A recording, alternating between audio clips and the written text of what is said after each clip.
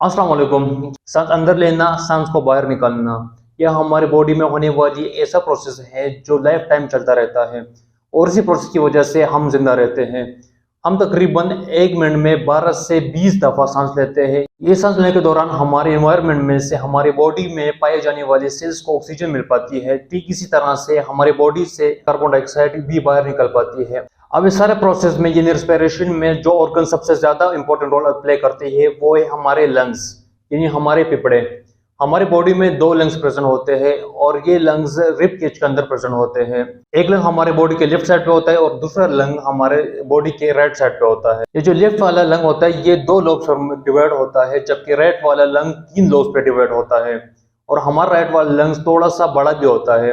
अगर हमारे लंग्स के वेट की बात की जाए तो अप्रोक्सीमेटली हमारे लंग का वेट 1.3 kg तक होता है। लंग का शुमार हमारी बॉडी के सबसे लार्जेस्ट ऑर्गन्स में होता है। अब अगर हमारे लंग्स में पाई जाने वाली एयरवेज की लेंथ की बात करें तो इनकी टोटल लेंथ 1500 माइल्स तक हो सकती है।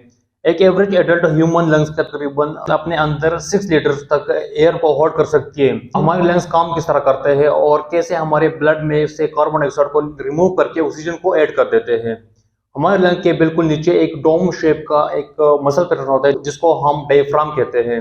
डायफ्राम फैलता और सिकुड़ता रहता है और उसके फैलने और सिकुड़ने की वजह से हमारे फेफड़े सांस को अपनी तरफ खींच पाते हैं। जब हमारा डायफ्राम सिकुड़ कर नीचे की तरफ जाता है तो हमारे लंग्स भी फैल जाते हैं और ऐसा वैक्यूम पैदा होता है जिससे कि बाहर पाई जाने वाली एयर हमारे बॉडी में एंटर होकर हमारे लंग्स तक पहुंच पाती है। जब हम सांस लेते हैं तो ये एयर हमारे नाक और मुंह से होते हुए हमारे ट्रेकिया में पहुंचती है।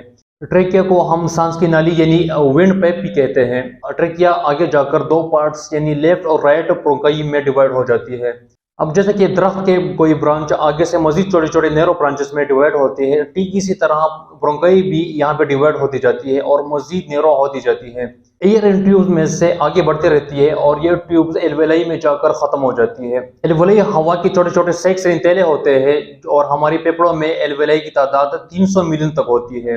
एल्वेलाई में ऑक्सीजन एयर से निकलकर एल्वेलाई की वॉल्स के जरिए से हमारे ब्लड में ऐड हो जाती है और फिर ये ब्लड ऑक्सीजनेटेड होकर सीधा हमारे दिल की तरफ जाता है। हमारा हार्ट इस ऑक्सीजनेटेड ब्लड को पूरी बॉडी में पहुंचाता है और जब हमारी बॉडी में पाई जाने वाली सेल्स इस ऑक्सीजन को यूज करते हैं तो वो कार्बन डाइऑक्साइड रिलीज कर देते हैं जो कि दोबारा से हमारे ब्लड के जरिए से हमारे लंग्स तक पहुंचती है। अब जब डायफ्राम वापस फैलता है तो हमारे लंग्स सिकुड़ जाते हैं और जिससे कि हम कार्बन डाइऑक्साइड गैस को अपनी बॉडी से बाहर की तरफ निकालते हैं, जैसे हम एक्सेलेशन कहते हैं। और इस तरह ये प्रोसेस हमारी पूरी जिंदगी के दौरान चलता रहता है। सो होप कि आप लोगों को हमारे लंग्स की प्रोसेस की समझ आ गई होगी। तो इंशाल्लाह मिलते हैं फिर नेक्स्ट वीडियो में, तब तक के लिए अल्लाह हाफिज।